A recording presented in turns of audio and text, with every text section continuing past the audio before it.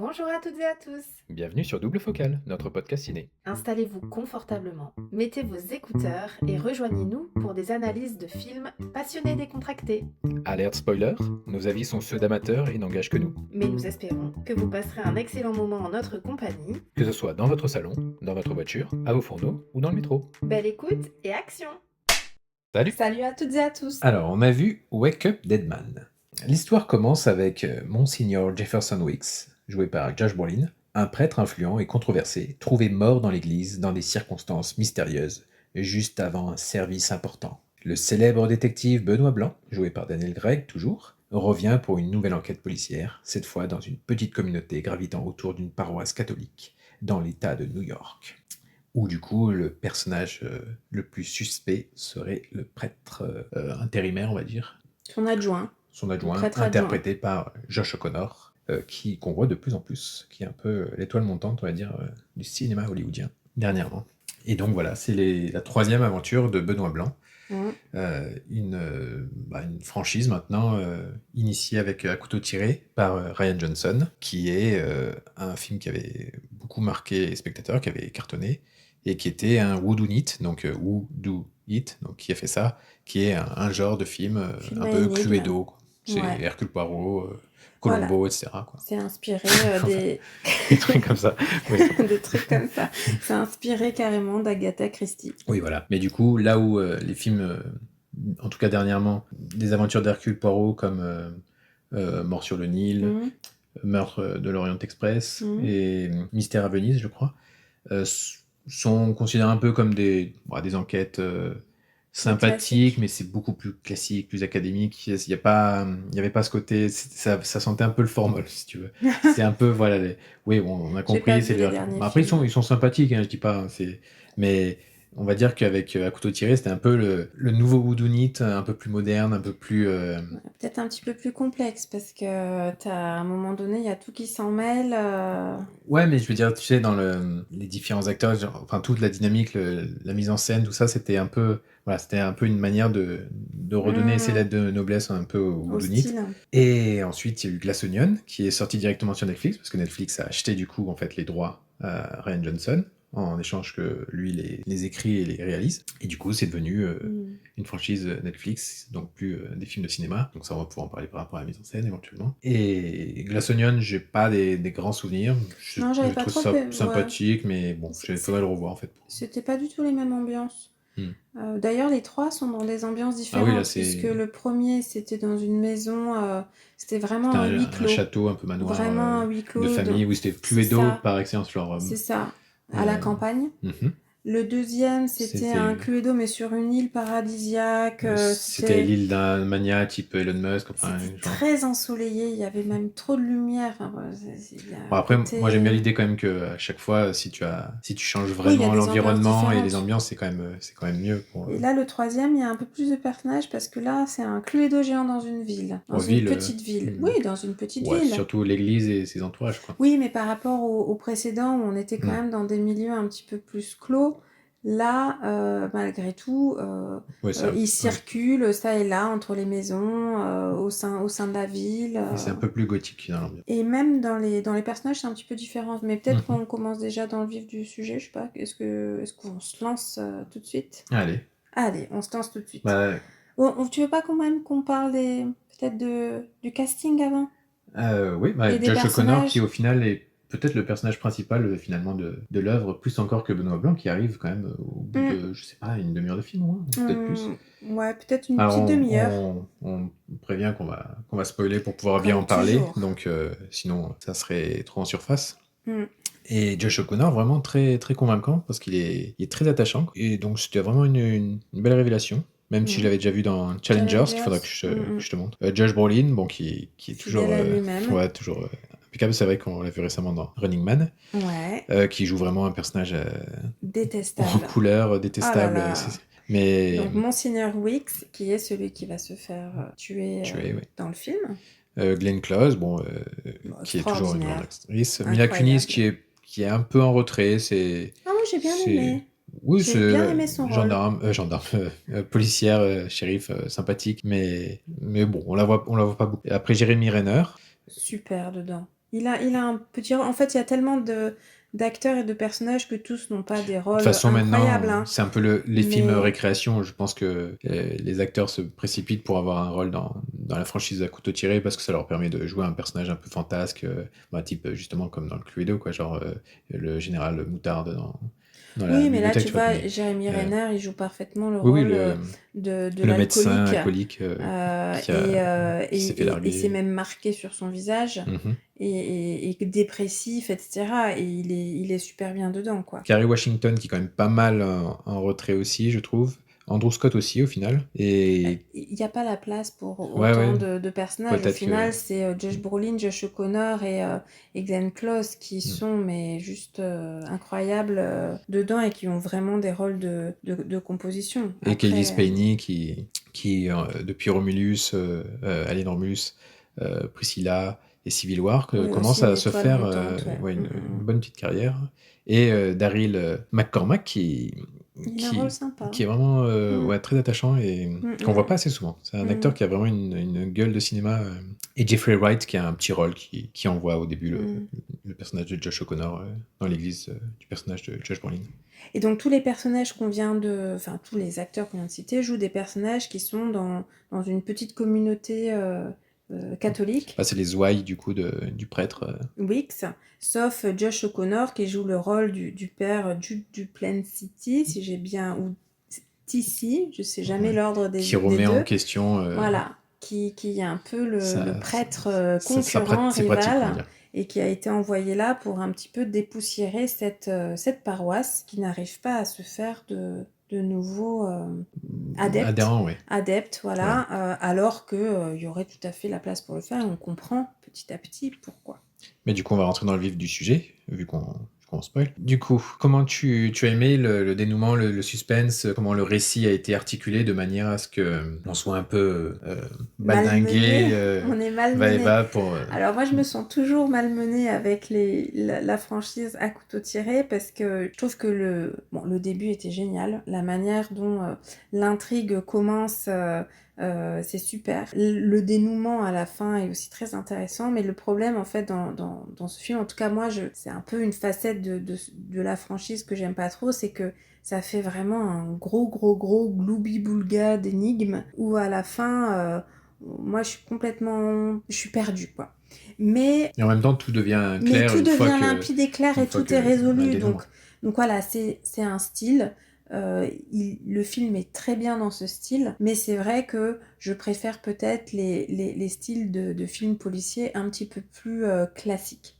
Mais souvent, on arrive à anticiper ce qui va se passer. Ah bah là, pas du tout. Il faut reconnaître qu'avec Rian Johnson, il a quand même le don de rendre toujours ces histoires suffisamment alambiquées pour qu'à chaque fois qu'on pense avoir anticipé le dénouement, en fait, il nous a complètement pris à revers. Ouais. Et je sais pas s'il y a beaucoup de gens qui arrivent à, dès le début du film, d'avoir déjà compris que c'est Glenn Close, personnage, par exemple, qui aurait manigancé tout ça, qui est le cerveau de l'opération. Ouais. Non, et c'est vrai que pour ça, le scénario est complexe, tout est résolu à la fin, et je trouve qu'il y a effectivement pas de fausses notes sur le suspense. Par contre, c'est vrai que oui, au milieu du film, moi, j'étais fatiguée de tous les revirements. Voilà, généralement, c'est un gros morceau à chaque fois que je dois avaler, et ça a tendance à me fatiguer. Ce que j'ai trouvé quand même intéressant avec cet opus, alors on n'a pas revu le 1 et le 2, donc peut-être que je vais dire des bêtises, mais j'avais pas le sentiment que Benoît Blanc travaillait autant en équipe. C'est-à-dire là, dans ce volet, il travaille quand même, quand je dis travailler, en tout cas, il essaie de résoudre l'enquête. Oui, les deux concerts avec le prêtre. Le prêtre, et aussi avec Géraldine, qui est l'inspectrice ou la shérif, que je trouve assez pétillante, et elle est plutôt intelligente, elle est vive, voilà, c'est vraiment pas mal. Et alors que dans le premier, dans le deuxième, il était plutôt solo. Et j'ai trouvé ça plutôt intéressant. Dans le premier, il est quand même pas mal en duo avec Ana de Armas, le personnage d'Ana de Armas, à partir du moment où elle est innocentée. Après, ils sont vraiment à deux pour essayer de piéger la famille. Mais elle est peut-être plus effacée là quand même.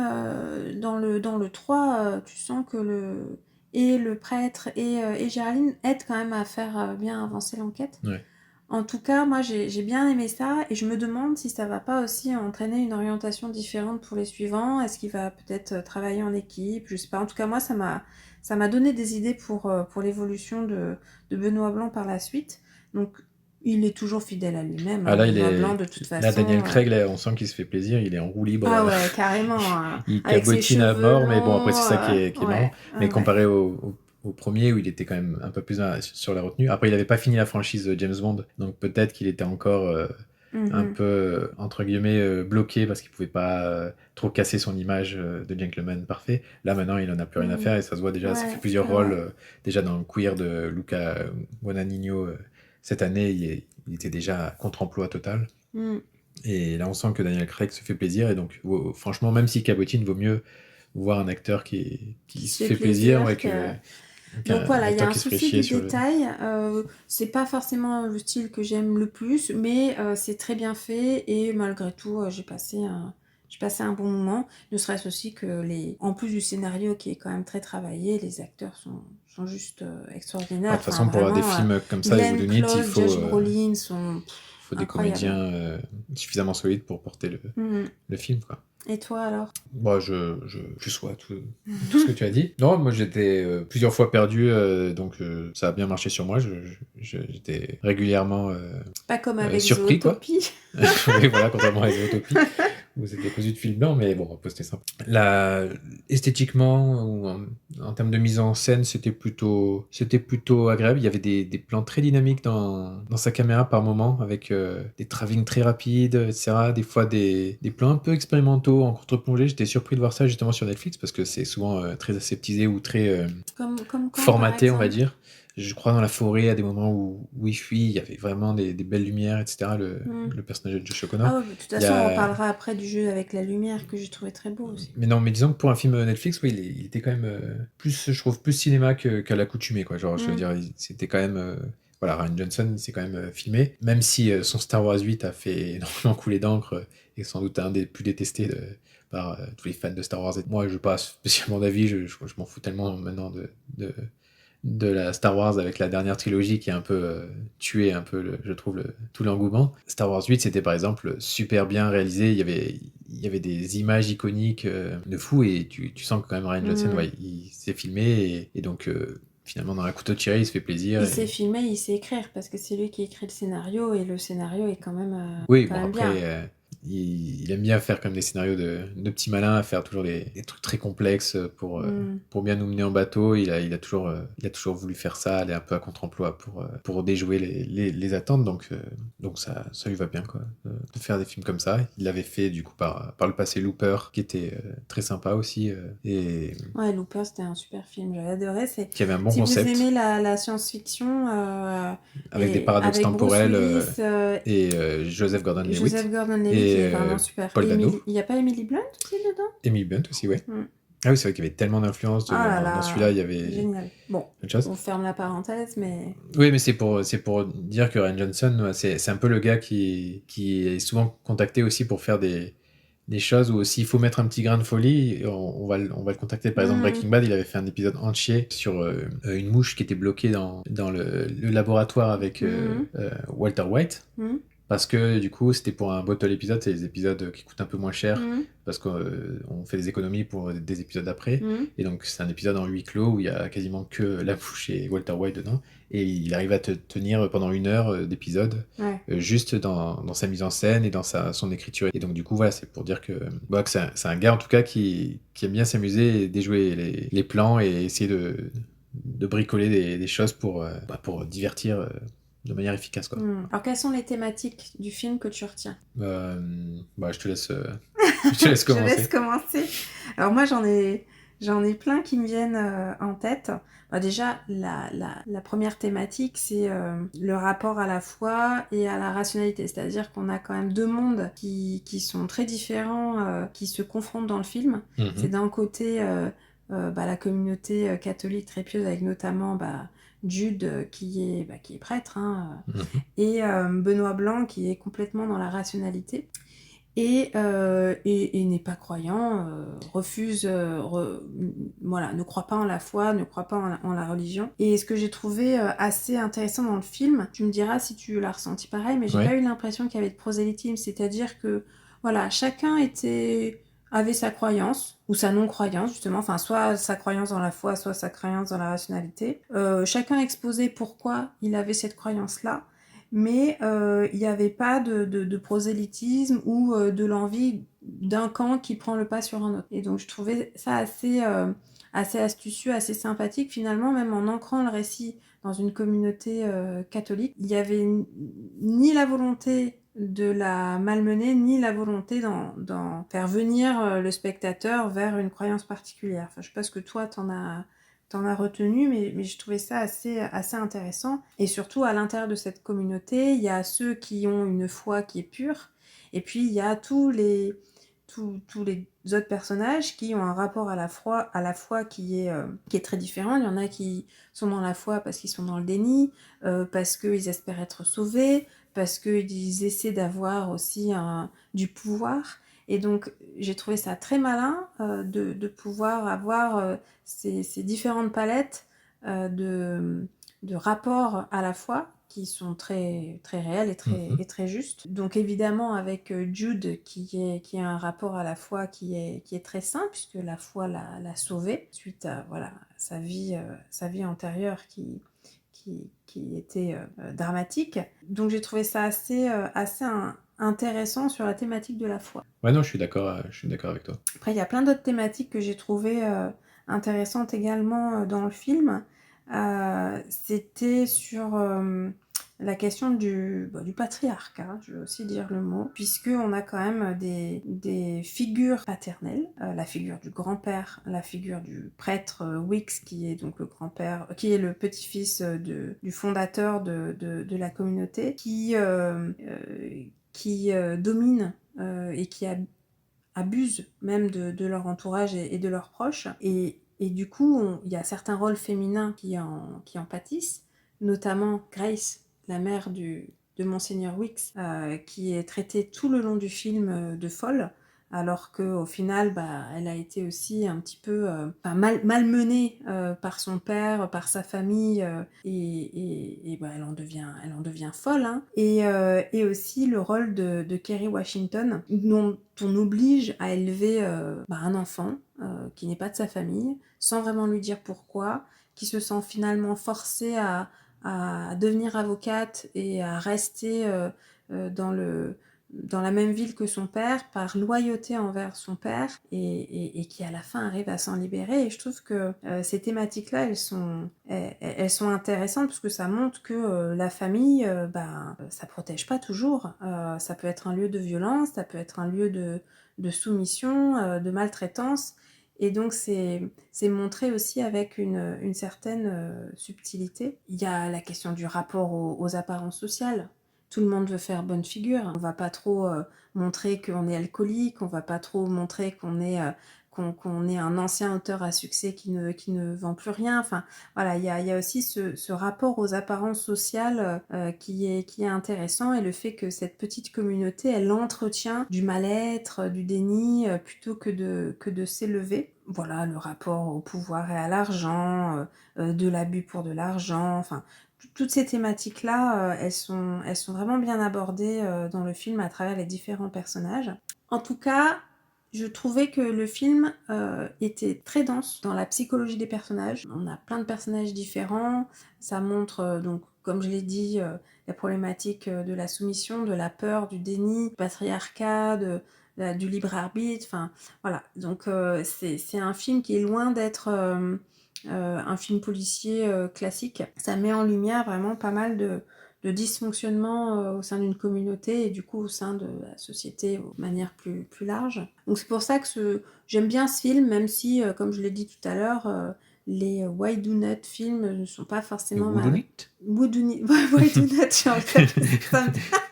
les Whodunit, pardon, les films à énigmes comme ça, j'ai tendance un petit peu à m'y perdre, mais il est rehaussé pour moi et par les acteurs et par l'histoire. Ouais, ça, au final, c'est surtout l'ambiance que j'ai retenue, avec cette église un peu gothique et cette ambiance autour, dans cet état proche de New York, avec ces forêts qui sont d'ailleurs très bien éclairées. Et même la cabane je sais pas si c'est un concierge, une sorte de garde-chasse du terrain, on va dire. Et même on voit les différents habitats des autres personnages. Il y a le personnage de l'écrivain qui vit avec des douves. Mais c'est truffé de détails. Et il y a quand même une ambiance qui est quand même assez agréable, qui fait que c'est plaisant, etc. Après, je sais pas la revoyure, ce que ça ferait. J'ai l'impression que c'est un peu des films qu'il faut oublier un peu pendant un moment avant de les revoir. Tu vois, par exemple, maintenant, Un couteau tiré, ça fait un moment qu'il est sorti, le tout premier. Tu vois, je serais content de le revoir. Tu vois, pour les films à énigmes, il faut les laisser. Après, il va y avoir plein de détails qu'on voit pas. Et vraiment des passages qui, à la revoyure, pourraient nous sauter aux yeux. Peut-être quelque chose aussi que j'ai pas abordé. Donc, on a parlé du souci du détail et de la mise en scène. Il y a aussi un passage que j'ai énormément aimé. C'est le rapport à la lumière. Enfin, on a commencé à l'aborder au début, mais il y a aussi des jeux de lumière à plusieurs moments. Notamment quand ils sont dans la petite église. Donc à 2 moments, notamment quand il y a le prêtre qui dit à Benoît Blanc qu'il a l'impression justement de redevenir prêtre, de retrouver son rôle. Et là, petit à petit, il y a la lumière qui revient. Dans l'église, il y a deux moments. Tout à fait. Il y a des moments. Je trouvais que c'était très rare. C'est rare que dans les films, on voit une lumière diffuse progressive comme ça sur un personnage qui fait une variation de tonalité dans une pièce en temps réel par rapport au dialogue. C'est ça, et j'ai trouvé ça super bien fait. Et aussi à la fin, quand Benoît Blanc dit qu'il ne peut pas résoudre l'affaire parce que c'est le chemin de Damas, il y a la lumière qui arrive sur lui, et donc c'est une référence, lui qui est dans l'hyper-rationalité, c'est une référence à la religion qui est aussi intéressante. Et vraiment, sur ces 2 passages dans l'église, j'ai trouvé la lumière magnifique dedans. Et un autre moment aussi que moi j'ai trouvé assez incroyable, c'est lorsque la maman de Monseigneur Weeks, donc Grace, je crois, qui est jouée par Annie Hamilton. Alors c'est une actrice que je connais pas trop, mais je l'ai trouvée sublime alors qu'elle a un tout petit rôle quand elle défonce l'église. Les scènes sont la manière, son regard, la manière dont elle est filmée, on sent la fureur dans son regard. C'est le bon mot. Et j'ai trouvé aussi ce passage très beau, et surtout cette lumière, c'est presque une lumière jaune-orangée pour aller avec ce moment de colère et de fureur intense. Et aussi, dans la mise en scène, dans certaines scènes, le jeu des lumières, le jeu des acteurs, c'est quand même un très très bon film, quoi. Et tu vois, à retenir, c'était sorti l'année dernière, Blink Twice, qui était réalisé par Zoé Kravitz, avec Channing Tatum, et Adria Arjona, celle qui joue dans Hitman avec Glenn Powell. Ah, je l'aime bien, elle. Celui-là, faudra que je te le montre. C'est pas tout à fait un whodunit, mais ça s'en rapproche un peu, et il y a un peu une ambiance comme ça, avec tout un tas de personnages hauts en couleur, et un petit peu quand même un côté enquête, mais avec beaucoup de suspense. Et tu vois, il m'avait vraiment marqué, c'était vraiment un coup de cœur l'année dernière. Et tu vois, à choisir, tu vois, je préférais parce que il y avait du suspense, mais sans partir sans être aussi complexe, tu vois, il y avait vraiment un suspense haletant qui faisait que t'étais à fond, tu voulais savoir ce qui allait se passer, et je t'en dis pas plus pour que tu gardes la surprise, mais voilà, je recommande Blink Twice de Zoé Kravitz. Ouais, et toi, t'as préféré celui-là dans le style que Wake Up Dead Man, s'il fallait choisir un film de genre. Après, c'est pas forcément comparable, mais c'est juste ça m'est venu là, parce que c'était... Dans la discussion. Dans ce type de film, on va dire, d'individus qui sont tous un peu bloqués à un même endroit. Mais par contre, parmi les trois à couteau tiré, je pense que j'aurais toujours une préférence pour le premier, en tout cas, parce qu'il y avait l'effet de surprise. Mais en tout cas, ça reste de bonne facture à chaque fois, et ça donne envie de voir le prochain Benoît Blanc dans peut-être 2 ans, sur Netflix à nouveau, dans peut-être un chalet suisse, sous la neige, j'en sais rien. Peut-être des cheveux encore plus longs. Du coup, on espère que Daniel Craig se régalera encore avec son personnage excentrique et vraiment attachant. Bon, voilà, je crois qu'on a tout dit sur ce film. À la prochaine. À la prochaine. Bye bye.